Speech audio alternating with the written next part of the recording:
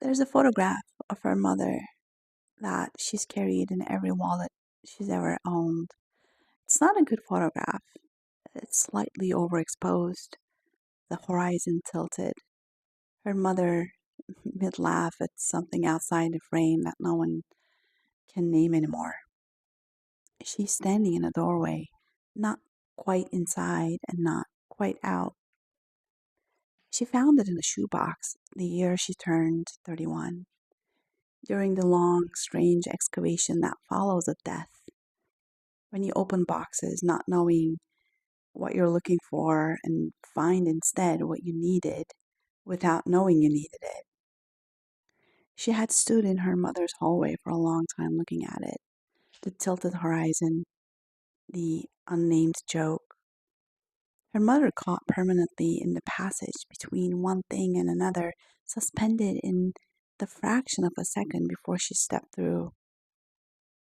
She keeps it because she didn't understand it then, and she understands it now, and also she still doesn't understand it. Both things are true. This is how it is with thresholds. That was 3 years ago. A lot has changed. She's living in a different city now, in a flat that has started to feel like hers in the small ways that matter. The coffee cup on the right hook, the route to the market that avoids the loud intersection, the window she opens first in the morning because the light comes in best there. She is, by most measures, through. And yet, there are mornings she wakes up at 5 and lies in the dark and cannot tell for a few suspended seconds which life she's in, the old one or this one, the before or the after. She lies very still in those seconds and does not reach for her phone. She has learned to let the not knowing be. This is the thing the threshold taught her, not the crossing, the standing in it. We have made the in between into a problem to be solved.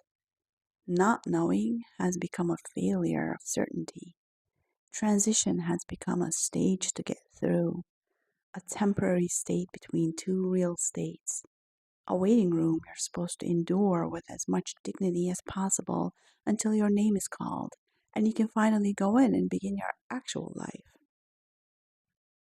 But the threshold is not a waiting room, it's just a room. What if the in between and the not yet and the almost, the I don't know what comes next, is not the absence of a place to stand, but a place to stand? What if being suspended between the life you had and the life you are becoming is not a problem your life has developed, but a season your life requires?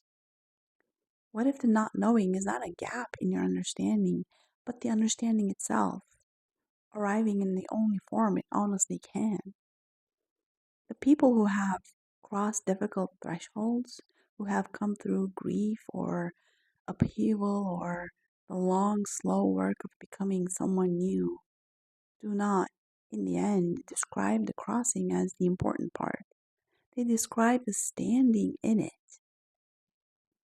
The moment they stop trying to get to the other side and allow themselves to be exactly where they were, suspended between two worlds, belonging fully to neither, held by something they couldn't name.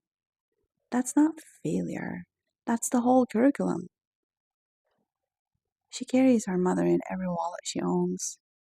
Mid laugh, doorway, tilted horizon, the joke no one can name. She has stopped trying to figure out what was so funny.